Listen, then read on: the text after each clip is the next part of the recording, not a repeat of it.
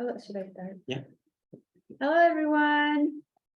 Welcome to our kickoff meeting at the BSA Healthcare Facilities Committee.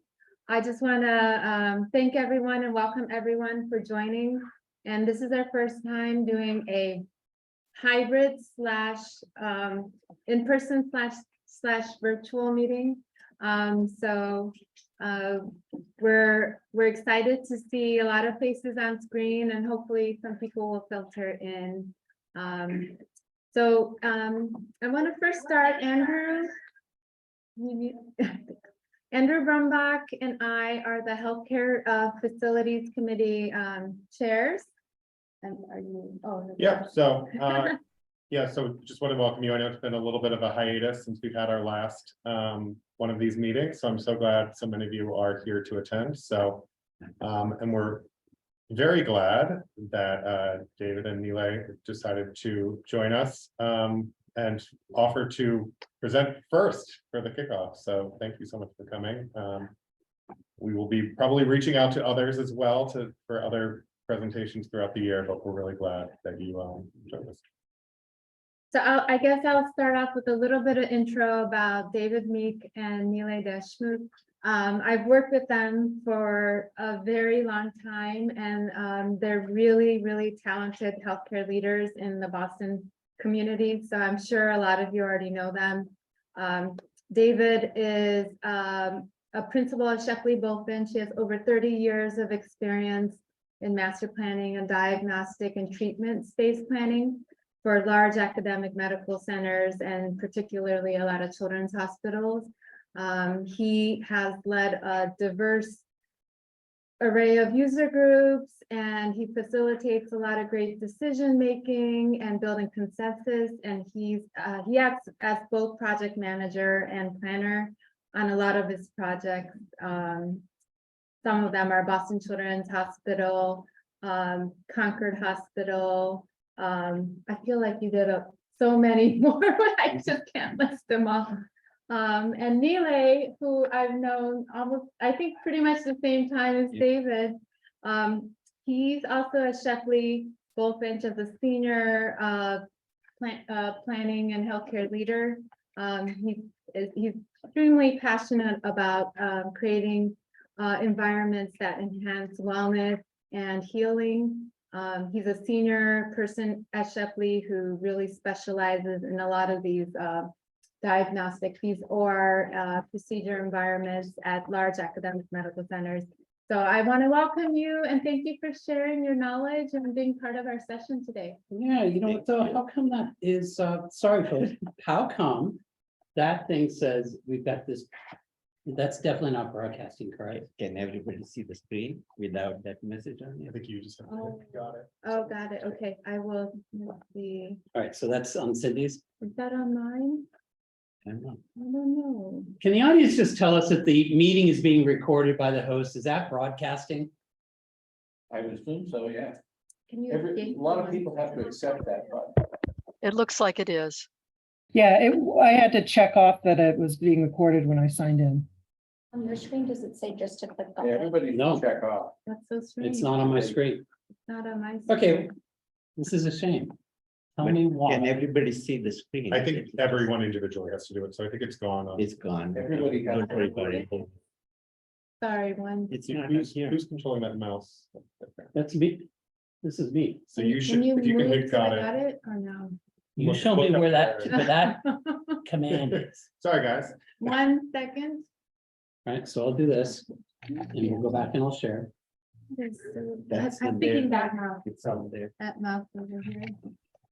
Mhm, on Hey, the- Delaney, you want to try that much? Oh, Oh, that there is you so go. strange. Too nice. Okay. Cool. Okay. Here we go. Ladies and gentlemen. Thank you so very, very much for joining us. I'll tell you what, we have an audience of 1, 2, 3, 4, 5, 6, 7, including the two of us. So if you have any questions during this, why don't you put those in the chat and we'll pick those up, and then we can have some of the audience join in with us as well. So Nile and I are going to recap our experiences of what, 6 years 7. working at Boston Children's Hospital on this really premier job. We're going to go over kind of what the objectives of the project were, the principles, the processes that we went through, how we transformed our respective platforms. So I did the operating rooms on the 3rd floor in LA. I did the heart center and other spaces too, but primarily heart center at Boston Children's. And then we'll give you a couple lessons learned because it was quite the project, quite the experience. As you all, I'm not going to go over the learning objectives, but we can recap them at the end. We just know we have to display this so that you can have your credits. They were published earlier. And with that, we're going to start. So this is Boston Children's Hospital. It opened at the end of June, I think. They started going live in July with a slow migration of patients, and then the operating room floors, the clinical spaces, the public spaces. And they're about 2-3 months into it. They're still working out some of the kinks. Boston Children's Hospital, Shepley Bullfinch has had over 100-year relationship with them. It started with a Honeywell building, which had actually an open field. So that picture with the cows, that's kind of taken from about where the Starbucks is across the street, if I'm not mistaken. And what's the story with the cows? I guess they got the cows to when the tuberculosis hit, so they wanted to serve milk for their own children without having any contamination. So that's where the cows come from. Part of it is Children's has always been very innovative, and that was kind of the starting for that. So as Shepley Bullfinch, we've been involved in projects at the Honeywell, the Farley, the Bader buildings. In the late 80s, we did the main building, which is really the big working horse. And then in 2006, they call it Main South, but the clinical building. And of recent is now the Hale building. We're just going to see what pen works. Oh, good, it works. The campus itself, oh, it is going to be animated. So the campus itself is kind of a quadrant. It's an inpatient. The research is across the street with the CART building. The Inders building is kind of on the corner. The diagnostic and treatments is kind of what is developing with our with the Hale building, and the Hale building kind of filled in this block in here. And then there's the outpatient, which is Pavilion, Honeywell, and I don't know why this is Smith, because that's really vegan. Anyways, but the project is the resultant of a master plan that started in 2007. And there was an institutional master plan that was presented, and that was really the start of the Hale building. But it involved looking at any opportunity to do this large scale, over 500,000 square foot building. Several decant options. The predecessor to this from that master plan was the Binney building. And we're going to tell you about the Hale story. The Hale building, many of you probably went too fast. The Hale building is probably many of you know. There it is. Many of you probably know about the why is it doing that? I know. Probably is automatic. There's a ghost in the room, folks. We That's can't even okay. keep it on this slide. But it's fabled with the garden. The project itself required taking down the Wabash building. There was a medical education component to it, a library, and yes, the garden that was the party garden. What many people don't know is that particular garden there was an enabling piece that was up on the rooftop of the main building. We have since replaced it with a wishing stone. I experienced the party garden with my own daughter's hospitalization, and I know how special that place was. However, I was fortunate to be there in the summer, and one of the advantages of the Hale building is we were able to provide a winter garden, which is a year-round experience, which here in New England, we kind of need that. So this is a section through the campus itself. I think one of the most important aspects to understand is that the Hale building, which at the time in this particular slide was known as the BCCB, it aligns with the main building and the main South and the Biddy buildings. The buildings in between, the Bader, the Farley, Pavilion, all have their own different levels. And essentially, we made the conscious decision that in the long term, it is likely that these buildings in the middle, which are somewhat deficient in infrastructure and really don't support the mission of high acuity probably will go like the way of the Wabash, and we wanted to be able to connect all of our floors across. The only floors that do connect are 2 and 3 and 4. One basement. Yep. So with that said, this is just a quick stacking diagram. You can see by colors that it's an inpatient tower, folks. It had interventional and some invasive platforms on the 3rd and the 6th floor, and there was a significant investment in the logistics platform that went on the lower levels. This is kind of a snapshot of the number. What is this? This is your slide, mister. It's running through, I don't know. It is. These are the numbers of the project. There's a NICU floor that's at the very top. There are 150 beds. There are on, I'm just going to keep going backwards, folks. There are on the, you know what, we'll just go through the floors. We'll do it that way. Is it a PowerPoint? That's Yeah. right. Don't It's just worry. a space and just show that. It might be something in the PowerPoint, self-animated tools. It's we just do. It likes this slide because it's not going to keep moving. So I worked on the lower levels related to. I was part of the central sterile. The huge migration of moving the way that they were doing cases. They were an institution where the nurses were picking it through the clean cores and any place they could possibly keep their trays. A conscious decision was made to bring the entire processing and case assembly down to a lower level, and then bring it up to not only the OR floor, but up to the cardiovascular floor as well.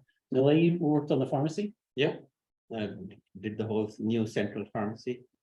And then below that is the clinical lab. And the kind of cool thing about the clinical lab is it's a combination of both microbiology and the core labs in one enormous footprint that allowed the flexibility of introducing automation as time goes by. More and more automation will fill that floor.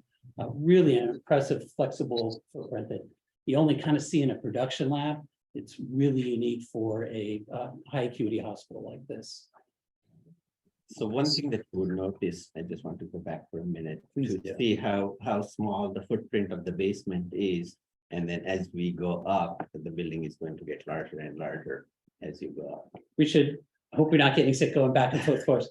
We should also stress that this went below the water level. And like many of the buildings that are built here in Boston, and certainly in the Longwood medical area, we have a 3-foot boundary that goes all the way around our lower levels. And it's kind of a collection area for any sort of seepage that comes into the building so that it does not enter into our floor spaces. So while we had 27,000 square feet on the floor, I think we only had about 22,000 usable.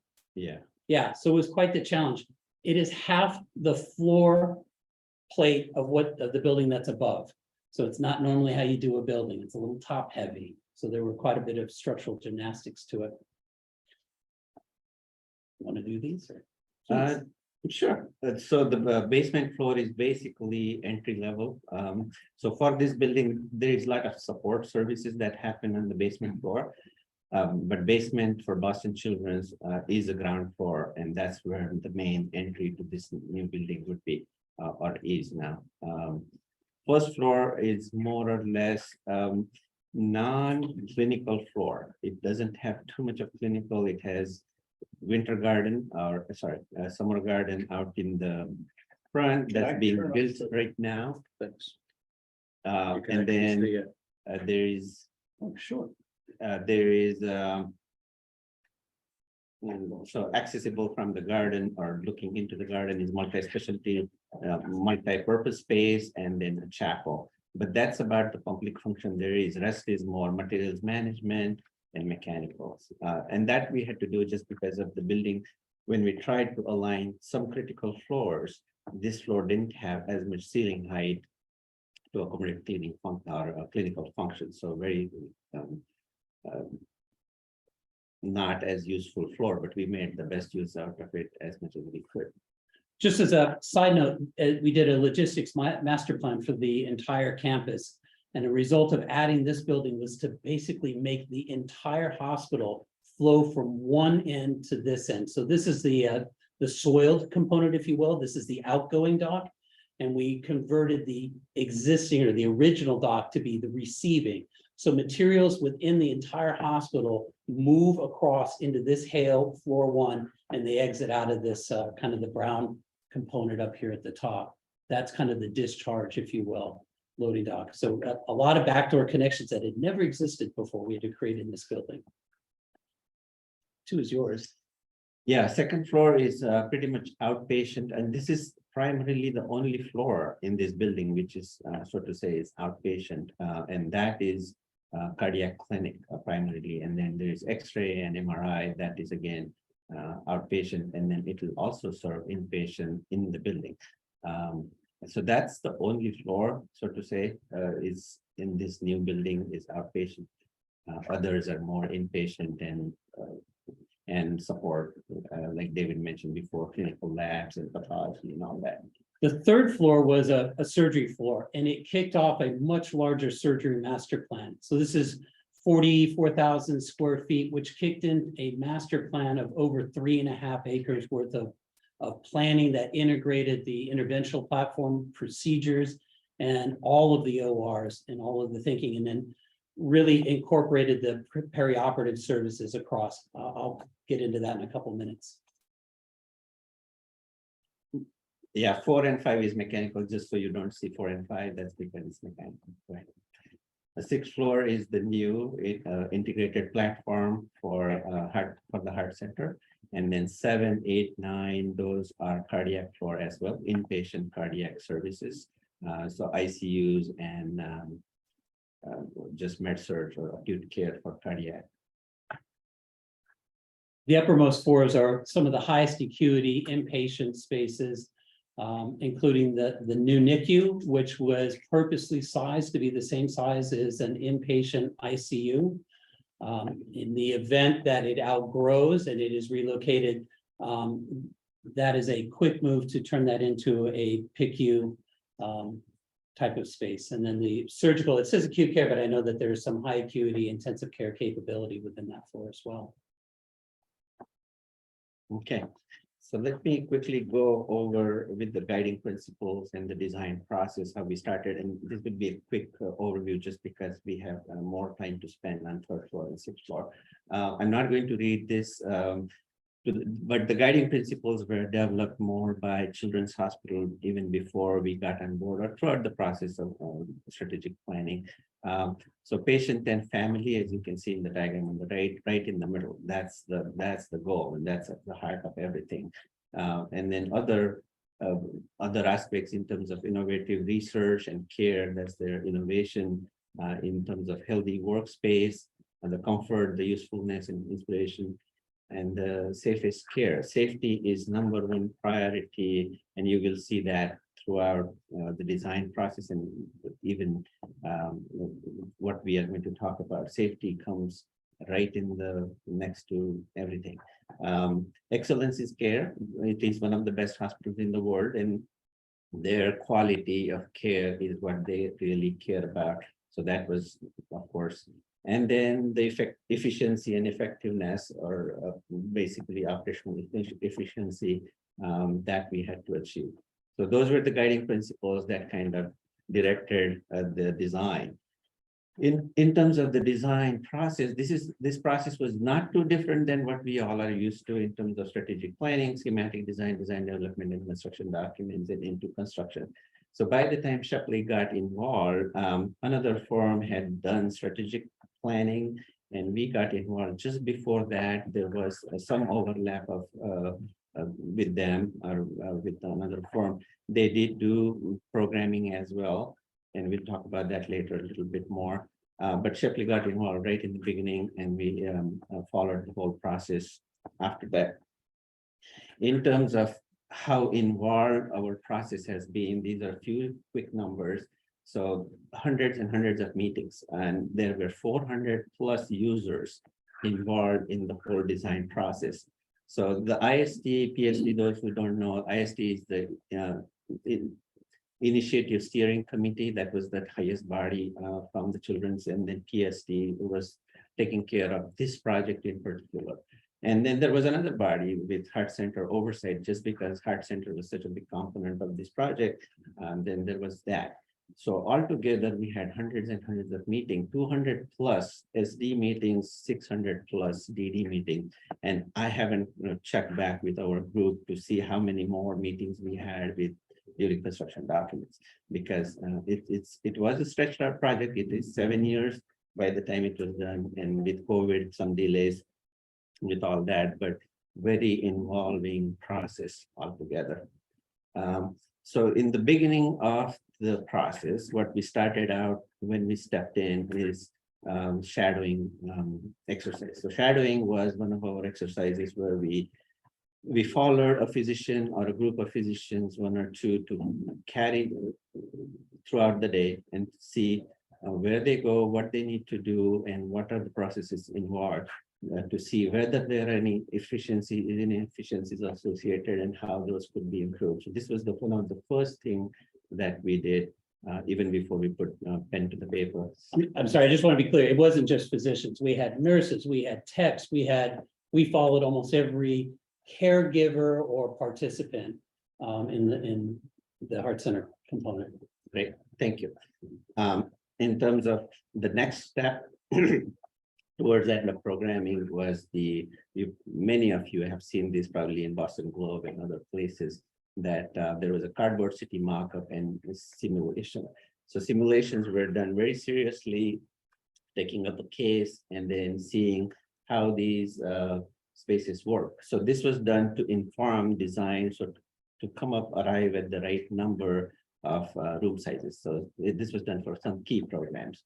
And we'll talk about that later, just because how it worked out. These were some of the feedback from that process in terms of what the rooms did well, did not do well, where it could be improved, and then follow-up improvements that were needed, and such. The next thing that we did was the gaming exercise. This is, of course, pre-COVID. So you can see the interaction with the clinicians was pretty heavy.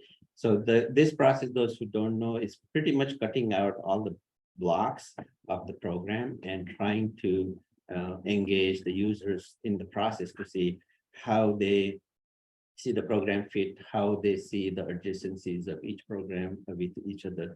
In my opinion, what it does really is get the people so engaged in the design process that they take the ownership of the design process. They don't think, if you were to present on being another side of the line, they just come together. I mean, the whole design team in a way starts to work together. So it has been very helpful process, in my opinion.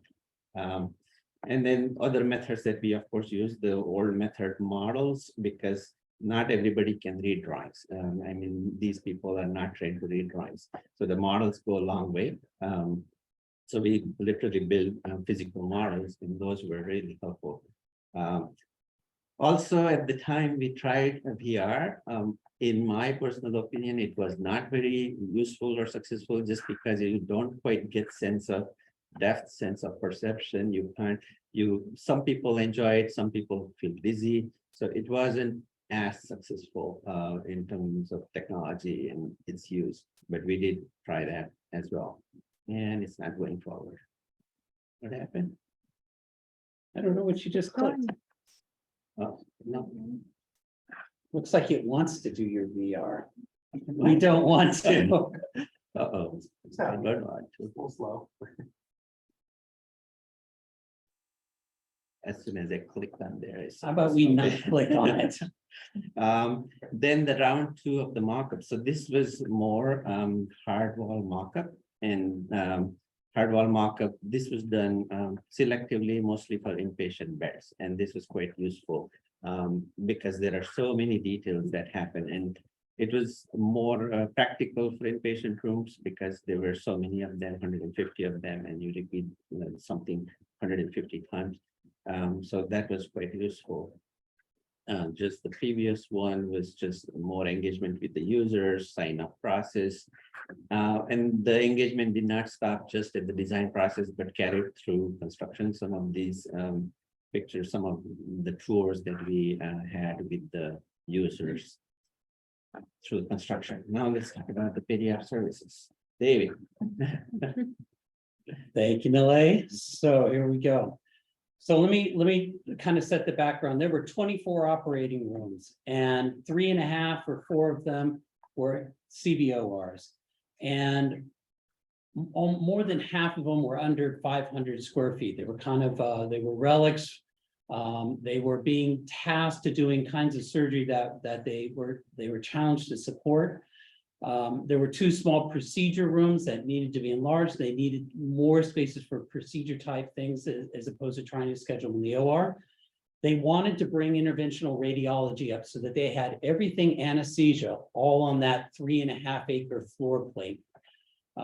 They had, and stop me if this doesn't sound familiar, they didn't have a place to store their equipment. Like, who doesn't work on an OR? And here I got oodles of places to park equipment. And even to this day, we went into it knowing we were never going to be able to provide enough.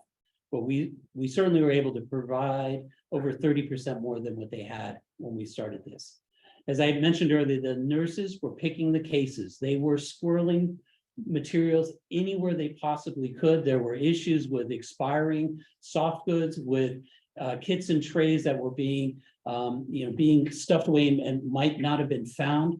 There was a very strategic decision to bring that down to Central Sterile and have them do that. I think you're seeing that across the nation right now, and it's been a little challenging to transition, but boy, did we study that and gave them the kind of space that they needed to do that sort of process and then bring it up.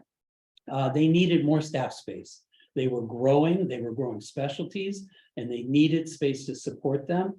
And they had nothing but open cubicles for all their kids. So anyone who's done peds before, if you've ever been in there when a child comes out from under anesthesia, the first thing they do is scream. It is very hard to console them, and it affected the entire area. So one of the drivers was to privatize every patient's room for both pre and post-op and make it flexible so that it would support both. That was a huge change for them because of the quaternary and tertiary level care that they have there. I mean, kids don't come here to get their tonsils done. This is where kids have some really pioneer surgeries done. So big change and a lot of development. We did a lot of our mock-ups around doing that. So I made this slide quickly to kind of demonstrate how the lay of the land was. And so by color, the green ORs were pretty good at 600. The orange ones in the middle were really good, workhorses centered around a core. The red ones were, they were 400, 450 square feet at best. And the blue is where all the pre and post-ops were. This diagram shows the problems that we were faced with in terms of equipment storage, which is the light blue. And the dark blue is where they were putting anything they could to assemble cases. And so they were pulling them out of those dark blue spaces and then running them into the ORs. What I don't have in the white part of this are all the different services, anesthesia, the nurse stuff, the simulation lab, those are all in the white spaces, the blood gas lab, the pharmacy, all of those we had to expand and grow and move. So what did they want out of this? They wanted 22 operating rooms, and they were really counting on moving those CVORs up to the 6th floor to make that this incredible center of excellence for cardiovascular services, which means we would gain or net 2 ORs out of this. But we also wanted to have 2 more procedure rooms for a total of 4. And as I said, they wanted to bring the interventional radiology up here. So they had 3, and they had a system that was growing. So they said, we need 4. And I will tell anyone who is doing the programming and planning, they kept saying, we need more. We need more IRs. And when we pressed it, it was fascinating to hear. What do you need them for? Well, we do things. So we turn the table 45 degrees, we bring the patient in, and then we bring in ultrasound. And what we learned, they don't need the $2 million fluoroscopy system. They need a room where they can bring in an X-ray or a C-arm or a simple ultrasound to do a biopsy. And that was the beauty of this platform of putting IR next to the IR, interventional radiology, next to the procedure rooms or PR, because they could flex in between them. As long as we gave them an alcove for their imaging equipment, they could flex those quick biopsies in there and preserve the big expensive rooms for the actual interventional work that they were trying to accomplish. And that's one way we dealt with their programmatic growth. Between doing this and where we were right now as we do our bucket work, our renovations, there is now a need for a fifth IR, and that's because they've grown this cerebrovascular group and they need a very specialized room to do kind of somewhat open cases and interventional cases at the same time. It's highly specialized. So we're doing that. They wanted to centrally relocate the control desk, so it was in between these two groups of ORs. They needed dedicated elevators to bring materials up from this central sterile up to our floor on the 3rd and up to the 6th floor to support the heart cases. They wanted to make, we told them, if you leave it to us, we will build the in-room cabinets in the wrong place. And we have moved on almost all of our projects now to have mobile in-room storage, so the room is completely flexible and reconfigurable. And those are, if you had a clean core, you would restock them from there. In our case, they are replenished down in the lower level because we're drawing from the same stock as the case carts that are being assembled. They wanted 74 private rooms. So I'm going to show you what a challenge that was, because it spans across 4 different buildings that are probably 40 years apart in different kinds of construction. New pharmacy that Nalay worked on. There's a simulation lab that we had to relocate and improve upon. They wanted, we call it HTM, but it's biomed engineering. And they did not want to move their equipment off the floor. That was a 1,000 square foot space that kind of came later into the game, but we worked that in. And again, they wanted more staff space. They are creating programs and bringing specialists in, so they needed to support all that. So that plan said all those little ORs with the red and the X, those are the ones that we said we're going to move. We're going to move some up into south, and a bunch of them we're going to move into Hale. And then some of those we were going to move at the 6th floor, the cardiovascular ones. And then there was an MROR that it was meeting kind of end of life. We're going to move that into Hale too, and we're going to improve upon that one. And we're going to run out of time, so I'm going to go a little faster. This is the concept plan, really easy to read. If it's green, it's invasive, interventional, or it's procedural in its layout.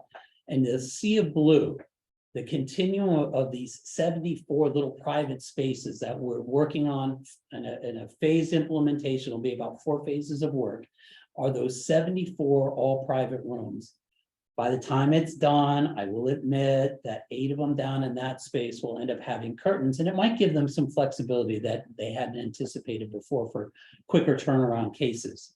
David, can you show where the Hale building is? So the Hale building, Just so people know. it's kind of this, you know what happened? Unfortunately, my big dark black line didn't show very well, but that's the Hale building here. And it connects into the Pavilion building, or I'm sorry, into the Farley building and into the Bader building. This is an early schematic plan before we really got pushed hard on it, but we are starting to see the initial development.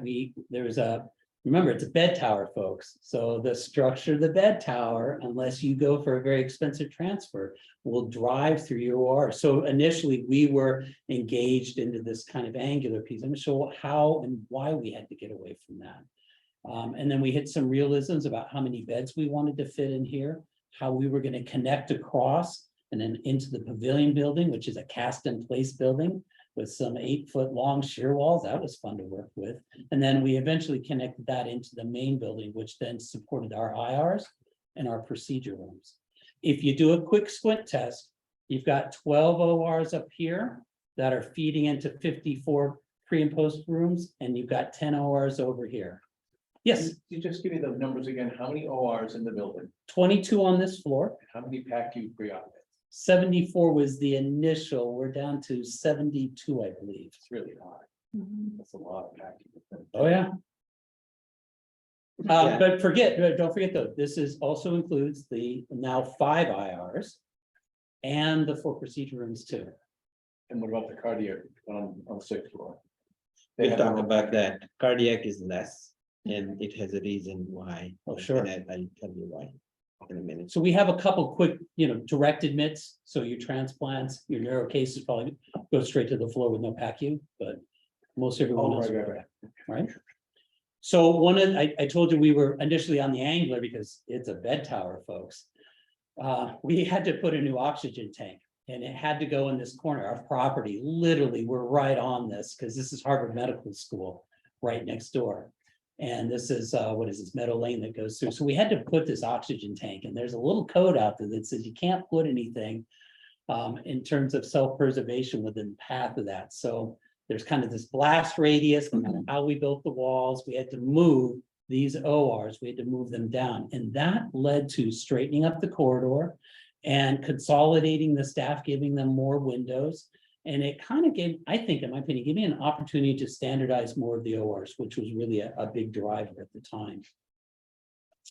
We did a quick study. I showed you those the green ORs. They were good. They were 10 years old. When I queried them, they're like, these are great. I don't have a lot of complaints with this. Like, great, if you like those, let's go do 10 more of those. The challenge I had is I didn't have the floor plate to do that. So I had to demonstrate that we're going to go from a box of 24 by 25 to a little more of a rectangular piece. They also were very committed to this space in the middle. A lot of you know that as a substerile. We've taken those substeriles out except in 2 locations. This is where they store their really highly sensitive equipment. And they put certain service lines in certain rooms. So if this is urology, those uroscopes are going to be in there. If you're doing orthopedics, the arthroscopes are going to be in there. That way they're not chasing around for it. And it was a great repurpose. In terms of lessons learned, Children's does not scrub in a corridor. They always scrub in a room. And then they go from that scrub space into the respective ORs through that little middle room. And one of the things we learned is the way it had been handed before. One, this came into that kind of that sterile setup, bad idea. So we moved that down. I think if I hit this again, yeah, it's going to animate itself. We moved that door down. So the ORs themselves are handed. And we moved that scrub entrance off to the side. So when they come in and they got the drippy hands and they need to be draped and gloved, they're not right next to the back tables in the sterile setup. So those are the 2 big fundamental changes. Otherwise, we kept the rooms the same. Anesthesia is always up against the corridor because they have rotations. They have their CRNAs and their fellows work the cases. So they did not want anesthesia walking through the room to get to the back of the room. They always want them at the head towards the front. Kind of a larger blow up of the picture, and this courtesy of Nalay, who was in there right before they opened them up. So he caught the cool pictures. It does have some great technology with a clean suite, overhead diffusers, some really advanced arms and delivery systems that are brought into it. And as I said earlier, it included an MROR. So the original is one of what I think was the second one that was installed in the United States. The first one had a very narrow bore. It was really designed just to scan neuro, and that's what most MRO are for, but they wanted more flexibility to do potential full body scans in the future. They, at the time, Imris, who was the originator of the MRI, if you've seen him before, that roll from room to room, they were kind of insolvent at the time we were doing this planning. So we looked at fixed units where you would pick the patient up and you'd roll them off the OR, and then you'd put them on a trolley and you'd run them into the MRI room, you'd reconnect them on a different anesthesia machine, and then you would do your scan and your surgeries in there, and then you'd move them back. I think anyone who knows surgery, handoffs are scary and dangerous. And when Imris kind of came out and were reorganized in a viable solution, it was interesting. They wanted the Imris. The steel was up. We already owned the depressions. And it was a fabulous turnaround from our team. I think we were under $100,000 in steel reinforcement and changes to support the overhead rolling of this unit. We did not have to change our floor or any of our depressions. We had to live in that purple space. And that's kind of my hand sketch there, how we were going to reorganize it. And I think the great advantage was the control rooms were now together between the hybrid and the MR. Actually made for larger rooms when we were done. And we were able to use the space behind that angled space to put all their specialized equipment. So all of their microscopes and their robots, because they use that quite a bit for neurosurgery, are all in that, all kind of in this back space back in here, and then they feed into the respective rooms. This is just a concept of that general layout, going from where we were to how we organized it. A lot of great views, and there may be a potential to use this kind of barn space for patient scans. It's not allowed, it's not in the DON, but we wanted to provide for that flexibility in the future. So this is a quick discussion about those 74 beds that go across. They are all the same. When we did the mock-up, we wanted to have decentralized, I think it's going to be the next slide, but the decentralized charting, which Leo has up on his floor. And they call them the dents, and they love looking through these little spaces. I'm going to just go to the pictures. They love standing in these little spaces and looking into the different views. And yes, they were called the dents ever since after that. This was our initial conceptual layout, and we made it so they all started to flow together. Eventually, we figured out a way to connect these. We believe they'll primarily use this last bay to support the IRs and the PRs, but it is designed to flow back and forth. If surgery has a heavy day and IR doesn't, there's no reason that you can't use them. And they believe that their nursing staffs can be cross-trained to do IR procedures in OR. So really flexible space. This is, we got further along, just kind of showing the organization as it flows in between the different spaces. They're all the same size. They're all, and I'm going to get to this part. The fascinating thing when we did our mock-ups, and we didn't do the high fidelity simulations, but we did other simulations. I was surprised when they stand in those dents, they wanted the rooms mirrored. And I was really shocked that they didn't want the same nursing approach on patient right-hand side. And their logic was, I want to see the monitor in each one of those rooms. And how I enter it will organize how I approach the patient. Whether it's left-handed or right-handed, we don't care. So they're in there now. It was my first question asking them lessons learned. They said, we had no problem getting our nurses to do that. And yet I'll tell you, half of the places I work won't accept it. They'll want them handed. And I think your floor is handed, correct? Yeah. So and just some interesting lessons learned. They outfitted theirs with WOWs. So the technology can update over time, and they can pull them in with the patients that they needed to, even though each room has its own mock-up or its own computer space. This is my last piece here. So about 6 months, they came in and said, we've got a group that we have to keep here, and we promised them their own super IR room. It's a 900 square foot. They do incredible neurovascular projects in here. Sometimes it involves a surgeon. What's the imaging? This is biplane. So yeah, so it's a overhead. I forget the name of it. It's a Siemens system. It just came out last year.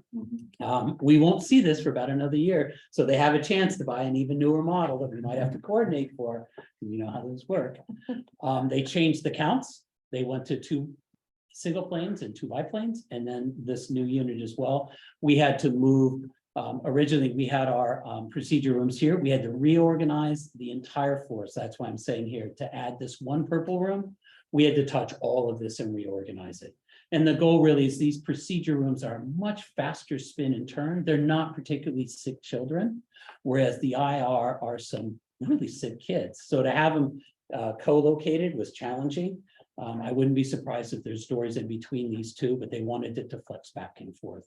So we took this quick concept. I think I did this all in PowerPoint. It has become a very hard Revit thing. We're turning this out. This goes out in a couple, I think in a month or so. This goes out at the end of the month. And that was a really quick turnaround. And we lost 3 beds out of this whole organization to give them. Somehow we've made the numbers work. We've added another modality. We lost beds, but we're still in the green in terms of our ratio. You mean separatory bed? Yeah, public recovery. So there's a question on the chat. Yeah. Do you want me to read it out? Sure. So Sarah Markovitz at, Hi, Sarah. did you have any issue with DPH regarding the distance from the scrub sink to the OR entry door? I think back to a few slides. Where No, that's a great question. They did not have an issue with it. And when we explained that extra traversing and why that one room opens into the back, and we explained we don't want to come and maybe accidentally be within that sterile field, I think they completely understood it. I did have to do a waiver for it, graphically demonstrated it for them, and that was a non-issue. I lost a battle with 8 rooms. I had to put them into curtains. I couldn't make them private. So I had the privilege to deal with all the BCH issues for the entire building, entire project. I helped you. And that was a waiver. And that waiver helped just because the existing ORs were laid out that way. So given that background and then knew the processing is same and we want to keep it the same. With that background, that was Great. Thanks, guys. And I had a question, maybe it's, I think you've kind of answered it, is like the model of the substerile is, there's, the clean core option, and did you study that, or you just decided to match what they have? Oh, today? this is great. So programming done by FKP had suggested 800 square foot ORs with a monstrous clean core and a perimeter corridor. And we're like, we have to be real here, folks. This is Longwood Medical. This is a challenge space. We'll be lucky if we get 600 square foot. We started at 650. Mine are mostly 625, I believe. No, there are no perimeter corridors and there are no clean cores. We compromised the clean core to do a comprehensive CPD that assembles the cases. And then each pair of ORs has a place that they can put whatever they want in there based on their service lines. But there was, at no time was there ever going to be a big clean core. Now, Nalay was, you have one, but boy. no, we had one to start with. They really wanted one, but David is right. It just wasn't practical for this building to get that kind of square footage. Because that's what it is expensive on, is the space. The narrow site, it's a very. Yeah, so space is what every square inch is what we are fighting here for, and that just wasn't possible. Even during middle of design development, we, in the middle, like fifth meeting, we dropped one cath lab out of the equation just because there was no room to move. So I carried that for schematic design, the clean core concept, and had to say goodbye. No. It just couldn't do it. Yes. Can I ask you if you could walk us through the patient progression coming into the pre-op? Oh. The OR back, where are the parents? Yep. In this mix? And Great question. I'm going to go back up to that conceptual one. Just a second. Let me just go back up and then we'll come back. Oh, no, it doesn't like this.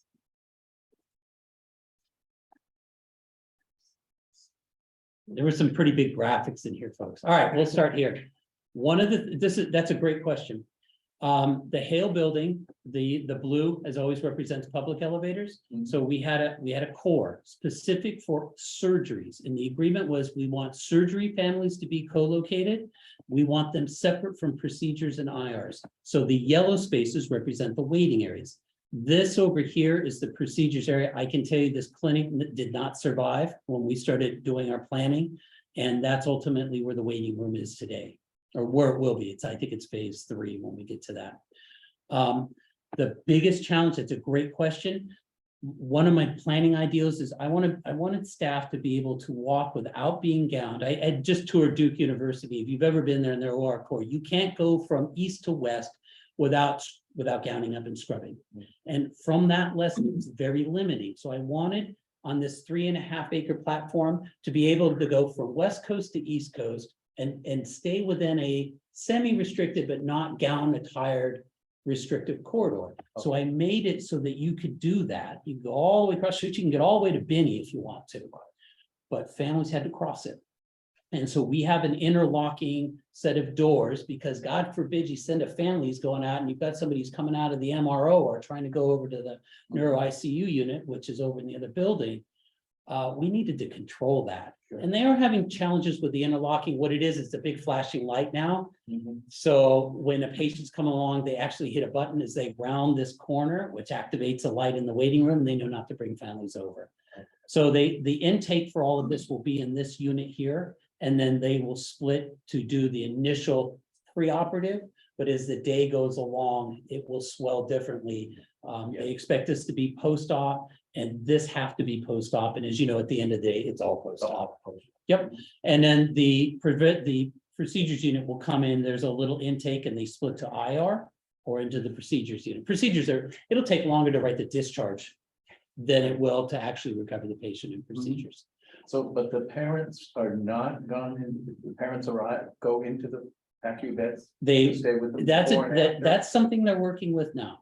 And that's one of the beauties of being privatized, Mhm. is you can do that and give families the Yeah. privacy with their child. Yeah. That does not happen between curtains. Yeah. So they're working on it. You know, it's a good question that I'll go back and ask how that part of it's working. The old one, they used to have footprints on the floor, and they told parents, if you want to get back to the waiting room, follow the blue sandals on the floor. Very good. Thank you very much. Yep. Give me a second. I'm gonna just advance this because Nilay's gonna go. You can escape and go to them. Yeah, it'll take longer to do that. Hey, the last thing, it is phased. I had a big phasing diagram on this. This is 3 years worth of work of phasing. And that one of the big takeaways is when you do your phasing, we thought we could cut buildings in half. Mechanical systems are so intertwined, it is extremely challenging to take half of a floor down. So Main South is all one. So we're moving those ORs into here, and then we will demolish this to make the IRs. So they wanted that whole floor to be taken offline. And we've convinced them they could do all of these at once. And we just have to maintain a thoroughfare from east to west. Nalea, take it away.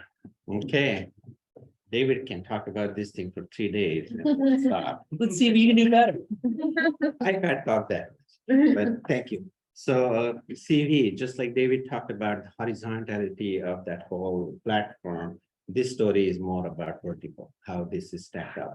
So this is how the CV services or heart center was stacked before we had the Hale building. So here, what you see in the blue are the pieces of heart center. So the second floor was the cardiac clinic, the least invasive, so to say. And then third floor, as David already mentioned, had CV surgery in it. And then sixth floor where the CV, MRI, interventional labs, echo, which are sedated echoes and procedures. And then on the 8th floor was CICU and acute care. So there was a lot of deficiencies in terms of their operations. Of course, this program needed to grow. And what we refer to as Dr. Brown's report, he is one of the physicians at Children's who kind of developed the vision for it, so to say, he and his associates, not just him. But why this program needed some help in terms of growth and making it right. So there were, of course, his and his colleagues' points about delivering the efficient care and then clinical adjacencies, which need to be addressed at the time. Team collaboration, because it's a teaching hospital, one of the best ones, and this and that, and it didn't quite serve the purpose of collaboration here. Anesthesia is a big component because it's a children's hospital. Anesthesia is used for many cases, even unconscious. I mean, the cases that you would normally not see need for anesthesia, but here it's needed. So at Children's, they have their own team of anesthesia for CV, and that needed to be in one place for the safety reasons. And of course, enhancing the patient experience, making it one-stop experience for the patients. So what you see in the brown is where the Hale building came in the picture. And again, in terms of stacking, second floor is the cardiac floor. And as you go up, it becomes intense. So third floor, we took those CVORs, which were on third floor. Now they're on sixth floor. So sixth floor becomes cardiovascular procedural platform where you have surgery, cardiac surgery, interventional lab, CV, MRI. So, and everything that relates or touches anesthesia touches is on sixth floor. And the seventh floor, of course, is CICU, which is the most critical. Some patients, so to answer your question before, in terms of why there are not as many drug recovery rooms for heart center. So what happens at Children's that they transfer surgical cases directly to CICU. They do not recover their patients in PACU. So if you have cardiac surgery, you directly go to CICU. So only patients that get recovered in prep recovery are patients that they know, cath lab patients maybe, that they're going to go home.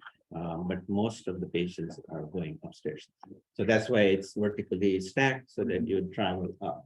The 8th floor, in terms of their flexibility, half of it is designed as CICU and half is acute care. And that is flexible in terms of room design and how the floor is designed as the time goes by, or depending on their volume and needs, that could be designed. So the topmost floor is the acute care. So that's how this building is stacked up, bringing all cardiac related services onto in the new building, in the Hale building. Second floor is the clinic, cardiac clinic. So if you had first cardiac issue, you would probably come here as a patient or a family.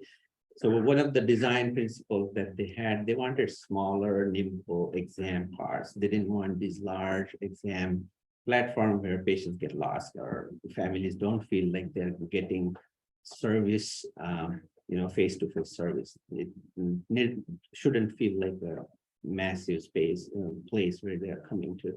So the how it was divided was into small little parts. So there are 30 exam rooms and it's divided into multiple parts. Echo rooms, almost all patients receive echo, those who come to clinic. So that's centrally located. And then stress lab, they said, if you can provide daylight to the stress lab, that's great, just because you get good results in terms of patients finishing their test, positive distraction. So how it's located is, or designed, is that you have, and use David's pen, you arrive at this point, and then the blue lines show how you would enter in one of each of these parts as a patient or family, and all of this is patient, staff support, which has daylight, and they backfeed the clinic. I'll get out of the way the patient floor, just because we want to talk more about the sixth floor, the integrated platform. So the patient floors are designed again in terms of flexibility in mind. Anything can be done there in terms of patient room sizes and how it's laid out. But seventh floor is cardiac ICU. In terms of arrival, on stage, off stage, sort of, the blue dot shows where the patient and families come and would enter the patient floor. The red dot and the red arrow shows where the services would go in another corridor behind you, so you don't see the services happening in the same corridor. Family amenities, that was a big aspect for children. They do prioritize having, because the length of stay here are sometimes much longer, and the patients and families arrive from all over the world, all over the country, and sometimes from other parts of the world. So there are things that you would normally not see, such as laundry rooms, such as spaces that patients and families can work from. Those are also integrated in the design. They're more on this floor. And then there are interior gardens that you can directly go into those spaces. So family amenities are, and then child life, which is positive distraction for kids. And they have a special program for child life that gets like a priority at children's. So this is the sixth floor, what we call, or what they call as cardiovascular procedural platform. So of course, this is where the Hale building pretty much stops. And then rest, we had to borrow space from other buildings because this platform was so large that it was not going to fit in all of it in the new building. So the other buildings, the Bader building, Pavilion building, Farley building, we had to use it such that we put all the low acuity spaces, rather patient waiting space, staff support space, staff offices, those kinds of spaces, which doesn't need high-tech building. Those are the spaces that we put in there. In terms of flow, so these are the buildings that are existing, and the white one is what you see is the Hale building. Red are the elevators and stairs, service elevators and stairs, and the blue are the elevators, public elevators. I mean.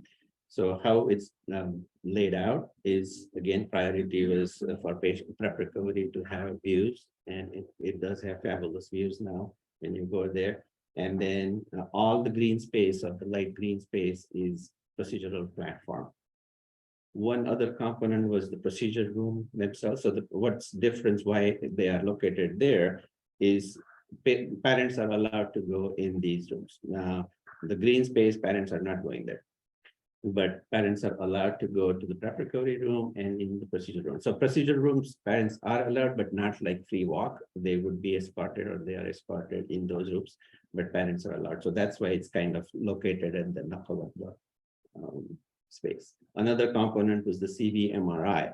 The challenge was to get an MRI, given how many red boxes and blue boxes there of the elevators. Where do you put this MRI? Because of this moving metal that, so we found the spot, which was as far away as possible. And in terms of patients coming there, there are different, there are outpatients come there that as well as inpatients. So we had to find a spot where you can bring an inpatient as well as have a path for our patients to go there. And then these blue boxes are showing some support.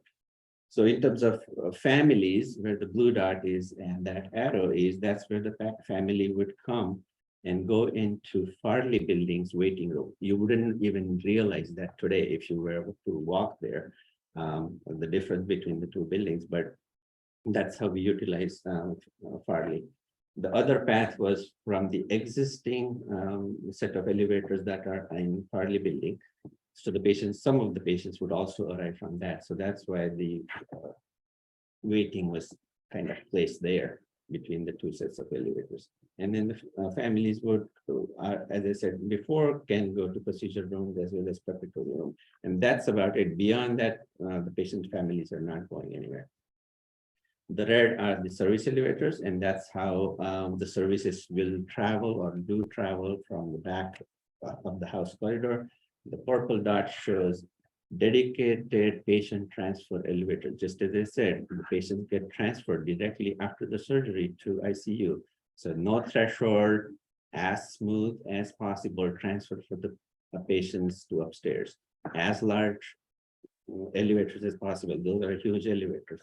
So that's why those purple arrows show that patients going directly from ORs into those elevators. And Did you have to shadow that, what, being transferred in the elevator?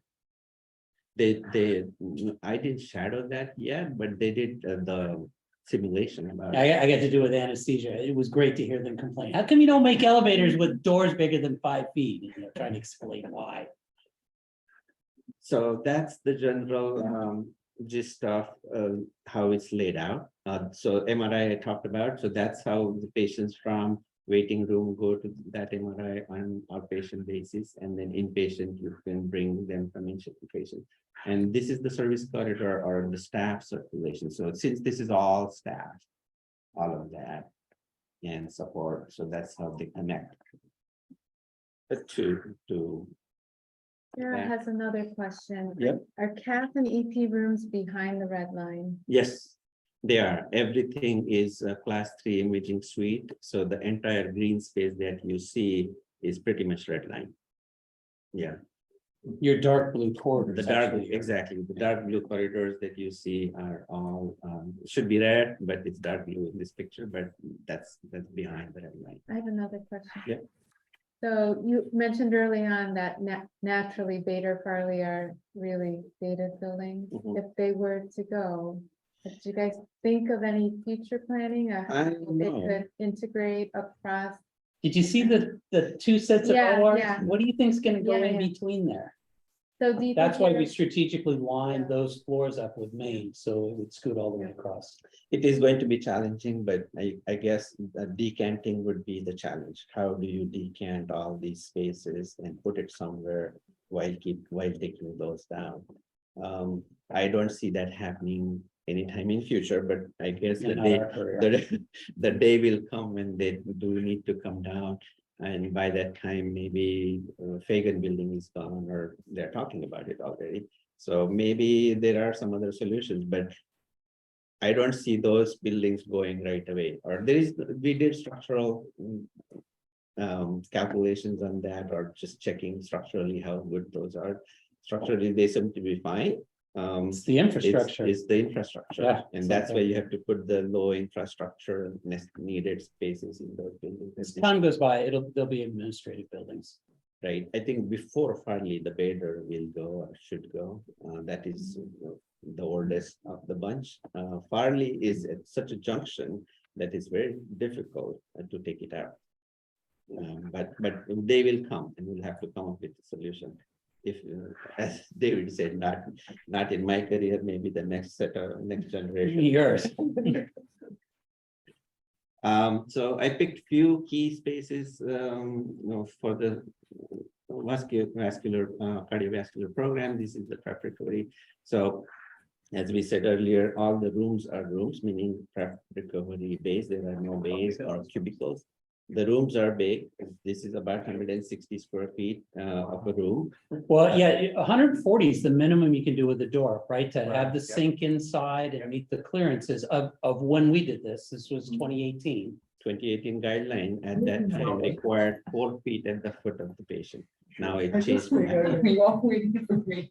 Yeah, we're all just waiting. Can you mute if you're not? We can all keep going, so.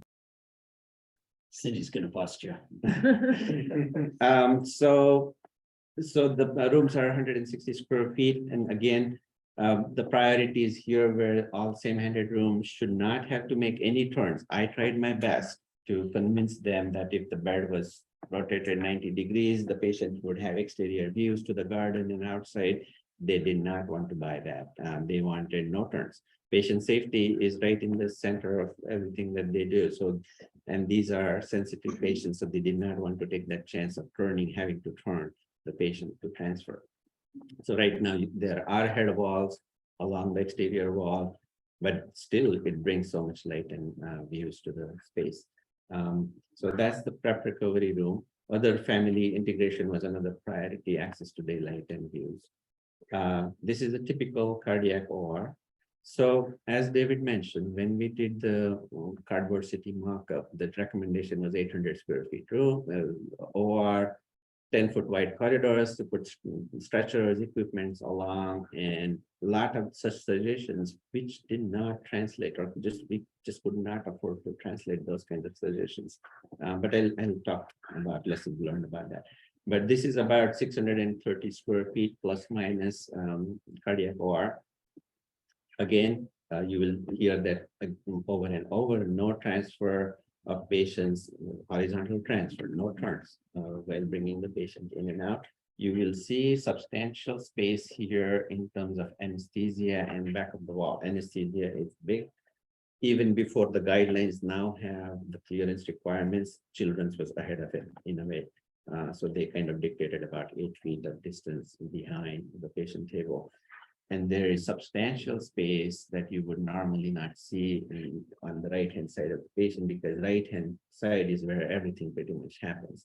And the perfusion team is a central part of the whole process. So a lot of space given to perfusion and the surgical team all on right-hand side. Everything except for the nurse station is also on wheels, but it's more or less stationary spot. Everything else is movable. Cath labs and EP labs, again, the same story, that you did not want to turn the patient, transfer the patient, straight shot into the cath lab, one on the left. So the patient would enter straight on. And this is how the staff would enter. These are the scrub sinks. Those are the lead apron hangers or lead apron storage, and this staff would get in like that. Again, pretty much empty room in terms of fixed cabinets, so to say, mostly mobile, except for the fixed equipment and the table. Very flexible. EP room on the right hand side. One thing that we have to remember, this is a teaching hospital, teaching facility, so a lot of requirements are more than you would see anywhere else. So the EP lab one on the right is a large room, 800 square feet. We had to expand the building footprint, just as David mentioned. This was designed for bed tower, so to say, and finding 800 plus square feet in the middle of the footprint was not easy. So this section here is their mapping function for the EP lab that needed to happen within the room, the way they work, and they train their next generation of doctors. So we had to kind of go out of the way and make that building bigger just for this lab. And it's a bump out, and it's famously called Nilay's bump out. Yep. So I'm going to put my sticker on their name. It's not a pretty looking bump out at all. So anytime you walk around, and don't blame Andre Camilli is our designer for the building. It was not his fault. It's all my fault. So that is how that was accommodated. Other room is the MRI. So MRI is again a separate zoned entity, just because the regulation, you have to have 4 different zones. And again, the teaching requirements guided how big all this needed to be for the fellows and the residents. But it's a suite by itself. It has prep recovery room and toilet and the changing room, resuscitation space, all of that integrated. So that's all I have for cardiac, unless you have, if there are any questions that came up before we turn into lessons learned. Mike said, looks great. Thank you. And how many people you show, like all the users, but I'm sure there's a huge team at your office working on it too. Of course. I mean, without my team, I am there as a face sometimes, but to make this into reality, and there is a huge team. Other than Mike is a big part in Tom Susko, who led the whole process through construction. Without that whole team, so the team at one point, construction documents saying we were 32 of us, right? I don't know. Around 30. Mike, can you confirm that, please? Yeah, so I think 32 to 34 was during construction documents, was our team, and then during CA. 139 employees total worked on the project. Those who touched the projects, right? Yeah, that's a lot. Yeah. But I think you're right. It was 33 or 4, I think, was the total max volume. During series, yeah.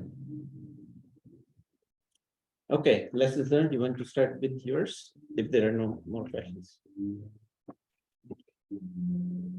I have one slide for this, and I just rattled them out. I actually called and I spoke with Sue Ellen, Donahue, who was my client, basically, as we went through this.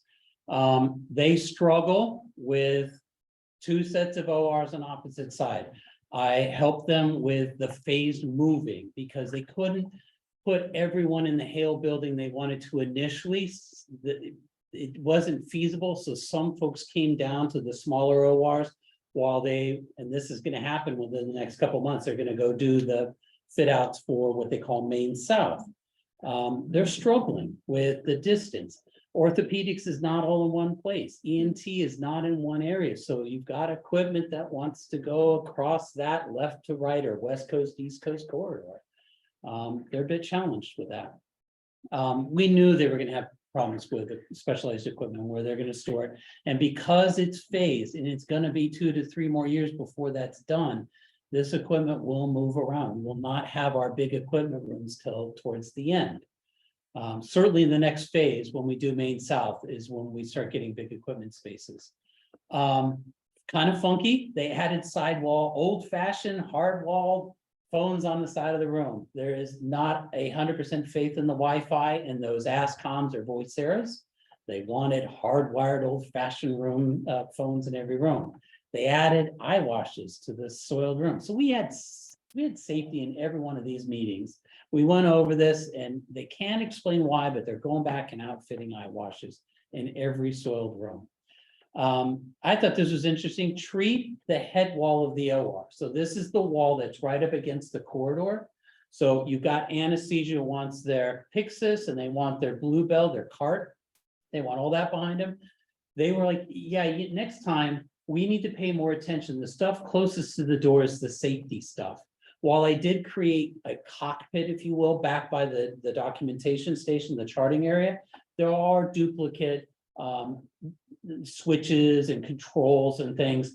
And they said next time it needs to be a little clearer. What is the safety stuff at the door, the phone that you call, or the panic and assist button versus anesthesia, because they seem to commingle a little. I specifically remember being there at 6:30 at night, because that's when you can get physicians if you offer them food. Yeah, you can't do it first thing in the morning. They can't wait to start, right? So it was towards the end. I was like, look, the only person who's asked about and told me about turning the table is neuro. I expect that. You can't have anesthesia where you at the head if you're doing brain surgery. So they come in and they do induction sideways and then spin the table. Now we're at a point where a whole bunch of folks want to spin the table 90 degrees, and we don't have the clear coverage in the ceiling system for that, and we're having to react to it. But I can assure you, I asked that question and I showed them specifically what we were doing for neuro, and I got crickets. So it's kind of push harder with your groups. Explain again why the table is turned the way it is, because it's not what I'm used to. Oh, so if you're doing neurosurgery, you bring the patient in Right, and the neuro, but the cardiac or the other surgery. well, it's not on your floor. It's like these ENT guys they want to do things differently, or they set up different stations. They weren't really clear. The nurses conveyed, we've got a problem with this. They're asking us to put the back tables, and we don't think it's sitting underneath the sterile curtain. Right. It's got to be wider. I could find out more about it. We just know we need to react to it as we're getting ready to do these main south ORs. We're replacing the ceiling systems. So we'll make them bigger for that. Okay, great. They allowed a 5-week turnaround before they went live, like really live. And they got bogged down with their IT. And in the end, they're like, we had 1 week to do true simulations of the space and really run it through its paces. So we spent the first 4 working out bugs with the IT. IT is great till it doesn't work, and it didn't work in the beginning. So that's a lesson learned on their side of it.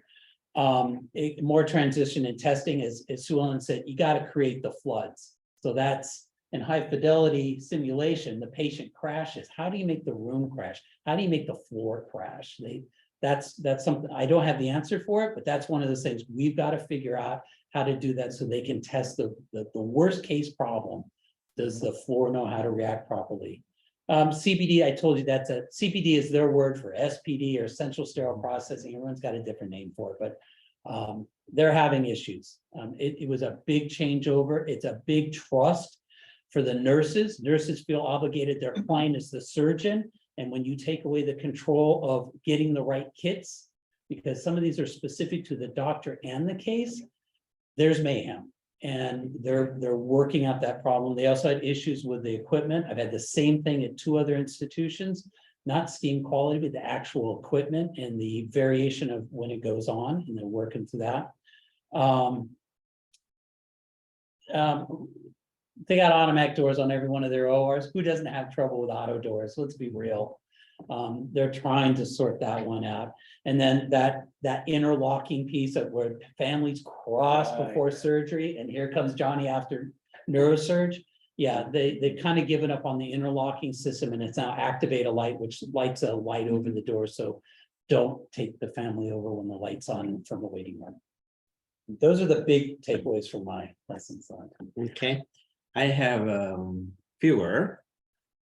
This one is more of my question to the whole team in terms of the cardboard sequence, cardboard mock-up city sequence.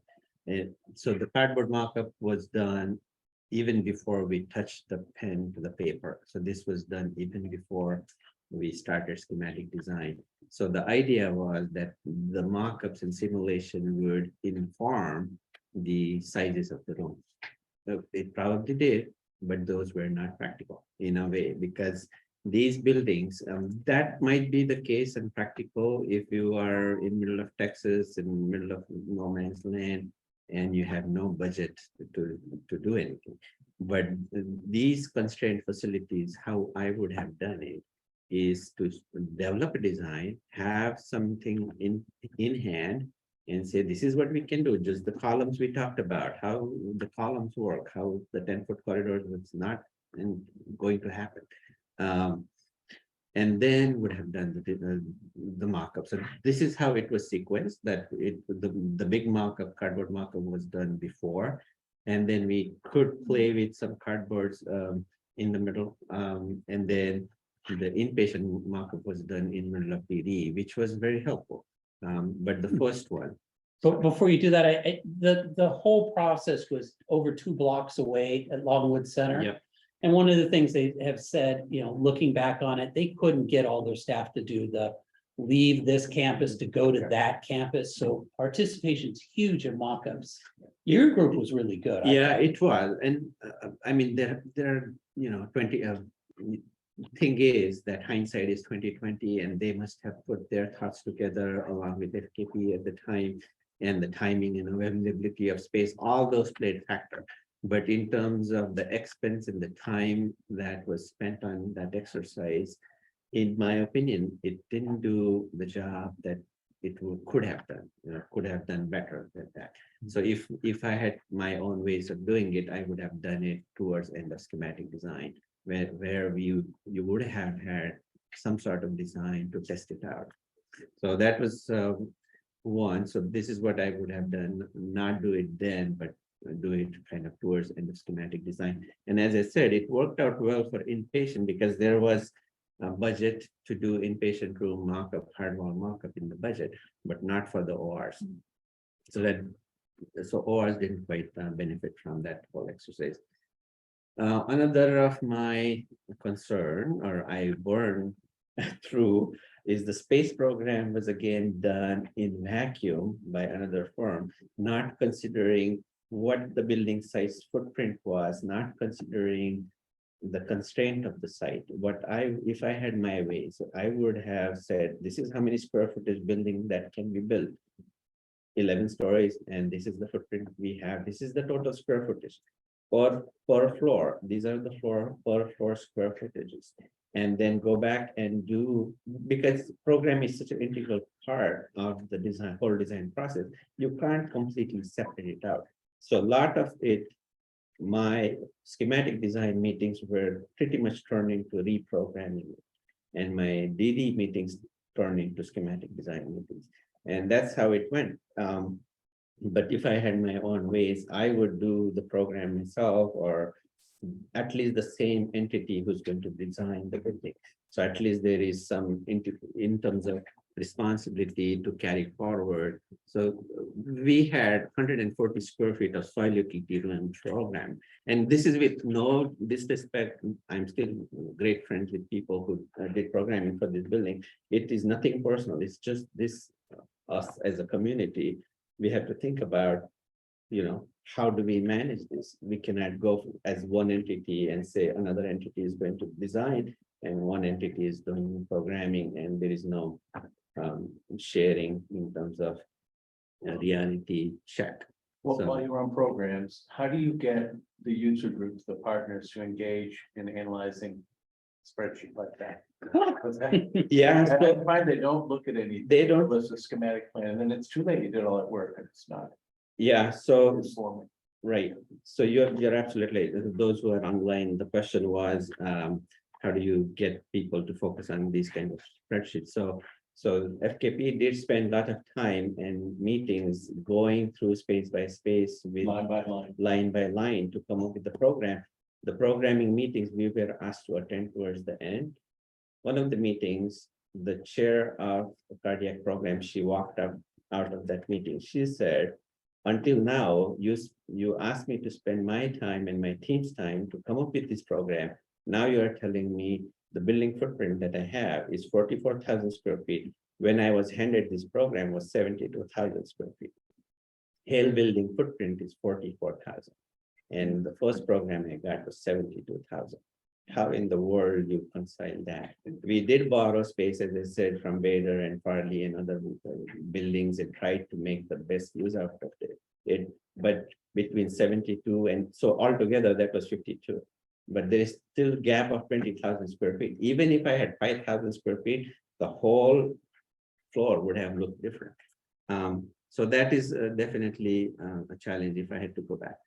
And again, this is nobody's fault. We did a lot of investigation. They were very concerned about the storage. The gadgets don't stop coming because all these things, they are there, they are reality, and they need space. So we did some surveys, we mapped out what was going to go where, and every single alcove and every single space we had but that was all on paper. The reality of today is that they are out of space for storage. Storage is a big component. And again, we just didn't have space. So going forward, I guess, we just need to keep eye on that. So those were three big ones for me. Many questions, Sydney? Online? Online, no other questions. How about you folks here? How's the heliport working out? So there is no helipad for Boston Children's. They are reliant. Because we built it on our side of the street. Yeah, it's over on the Brigham. And actually, I was with that group because we looked at what the transfers. Now, we strategically did. Actually, I'm working on the master plan with Brigham, but we know that we purposely put a place to put a whole new connector into the Hale building, which then would connect, because there's a horizontal connector that goes all the way to Jimmy Fund, that goes all the way to Dana-Farber. That we could connect directly into. So we Okay, were that'd be great. pretty strategic how that could tie into a future building in Brigham. I wish that helipad was done sooner Yeah, than this building was done, because we went all the way to calculate the flying path and all that, and this is how tall the building would go. They would have built another 2 stories. in Three. the helipad, there another was three more floors were on, yeah. If We had if that this potential. helipad, right? And it's still designed for that. Now the helipad has moved out, but then the CON wasn't there to support. There's too much on the roof. Yeah, weren't they gonna put the NICU on another building years ago? And there was, the structure was built in for an additional floor. And it was far too Hmm. expensive. I studied that one. There's a roof garden there now. There is roof Yeah, garden. good. No, you're absolutely right. We did look at that a while ago. Structurally, I guess it was too much of a undertaking to bring I it know, up to today's people code. suggest that, I use that example to tell them why they should Yeah, build the structure for a new floor. yeah. It doesn't work, it's The- so expensive. Seismic codes have changed, and bringing it to today's code was a quite undertaking. I agree with you on the programming. It's so hard to. That phase can be really sticky, and we've had an issue with clients understanding of gross was the DGSF was the building gross. And so they priced the budget around that number, and it's like, oh boy. Ah, I think, just really quick, I think the biggest challenge I have in correlating what a program is to space, yeah, we understand a space on a piece of paper. You can look at it and say, that quarter is 8 feet. I get how big that room is, right? We know that. You have to understand, almost none of them do that. I love it. Users like, those drawings mean nothing to, I don't know how to read that stuff. Just tell me what it is. How does it feel? So a room like this is very challenging. I love rooms with ceiling tiles because I can stand and go, okay, from this corner, okay, right? Yep, right where you are. That's how, oh, I get it. That's what this little box means. That's what your OR is. Yeah, the other thing I like doing when I do this is comparing what they have today Yeah. to what they're gonna get tomorrow, because they know what they've got. So they don't know the difference between 600 square feet in this shape versus 650 in a very different shape, right? I went from squares to rectangles. Yeah. They can't feel that, and that was a challenge Yeah, in the so, programming phase. yeah, for Cindy's point about budget. I think children's budget would have been secondary aspect. I mean, there is definitely budget, and we have all these VE processes and all that. But what was tough is to manage client expectations. So all these users had gone through the exercise of putting program together, and they thought, we're going to have this, this, and that. I'm going to have 160 square foot of soil utility room, and I'm going to have 6 ORs and 5 of these. And then when the reality hit, putting that program on the paper, very first exercise that we did was the chip exercise, and people are like, where are these extra chips going to go? Those are the same. So when you cut out the chips to the program, and when they see the stack doesn't fit in the building, they were extremely frustrated. So it was managing their expectations and getting them excited again, because they're like, we have all these expectations from this new building, and you're telling me half the program doesn't fit. How So can, bring that. right, how can we program without without being in a vacuum and just being like, I want this and that, it's just kind of. So that's what Mary. I didn't talk enough about, sorry, what did I do? I was trying to go back to my slide. We'll go It back ran to out work. of power. No, Close, I'm So sure. what I'm doing, for example, at another, at Which one do you Yale, want? for example. What I would have done differently is, where is that slide? Here. I was going to say what I would have done differently is find out how many square footage we have. That's what I'm pretty much, because people have no interest, as you said. Looking at the spreadsheet and going through the boxes and saying, well, 60 square feet, 80 square feet, and how many this and how many that. What they know is their business plan, that I want 6 ORs and 5 cath labs or whatever. So business plan, key space driver is what they care about. Everything else, you figure it out. You are the architects and you are the healthcare architects Yeah. you hired one, right? So my point is, why go to the extent of going through all these rooms, coming up with this number, and then programming, saying this is the number that you designed for. I would go in constrained spaces like that. This is the footprint that you have. Do the test fit diagram in terms of how many key space drivers you can fit in there, and make a list of rooms that you have to have. And then go from there. Now you have these list of rooms you must have, and this is the square footage you have. That's when you figure it out. And this is the process I followed for Yale, for example, for their cardiac renovation, cardiac center. And it's working out well, because when I, in the first meeting, showed them spreadsheet, they were gone. I mean, you can't, their concern was, you have 30,000 square feet, can we fit in there? And then they want to know, is it net usable? Is it building gross? Is it? Well, then they've probably been through the exercise, didn't know that question. Half the time they haven't. They don't get it. So they don't know. The multipliers and the walls, thicknesses, this Do you know and what the that. multipliers we use here for net usable? So, hey, that's a great one. So, normally you take your net and then you gross it. So a lot of times we'll use 1.6. All three. Okay, 1.65 is typically what we do for our D&T. This particular building is kind of T-bone shaped. And so there needs to be and then I think we use 1.15, I think, to gross from DG to BG, right, to building gross. Yeah. There probably needed to be yet one more factor for the unusual shape, because if you look at it, Yeah. the structural core is at the end of part of the T, the long part of it, or the short part. And so the lateral going out was one issue, right? Because we had to bring the force back into the elevator cores. And two, all of the utilities were put inside the big space. And the way Children's works is we want one set up there and we want another set at the south side. And so we have all this redundancy, which is great, but a lot of times, how many of us try to put that around the elevator core? Because you can. I know a lot of times you'll say, well, you only gave me one way to get out of it.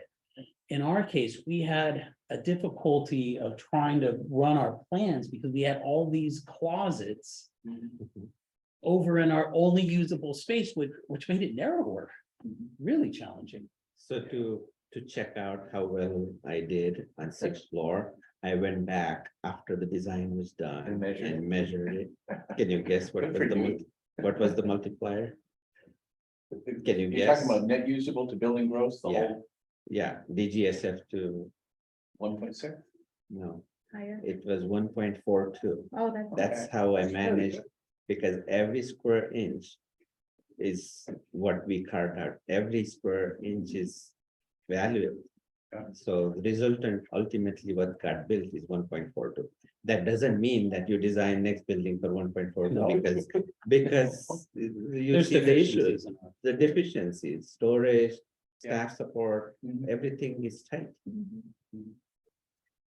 So we are over time, but are there any final questions online or in the, and I put on the chat, if you are needing AICUs, a link to get your AI credits, and I believe it's 1.5, but this was awesome. You guys have Well. We have an audience now. Thank you for coming. Yeah, Thank you, everyone online. Really appreciate 5 it. years, how many years was it? 7 years. Oh. Wow, yeah. 7 years, 2015, April of 2015 is when we got the project. When we started working was June of 2015. So when it opened was June of 2022. Oh, we didn't get to tell you, there was a point where they came back, it's like, oh yeah, we gotta push the building. What did they cut off, like 10 feet or something? 8 feet. 8 feet. So we had to go back and reduce the program even more. Should I end it? Okay, thank you, everyone. Thanks. Thank you. Thank you. Uh, No. Allison?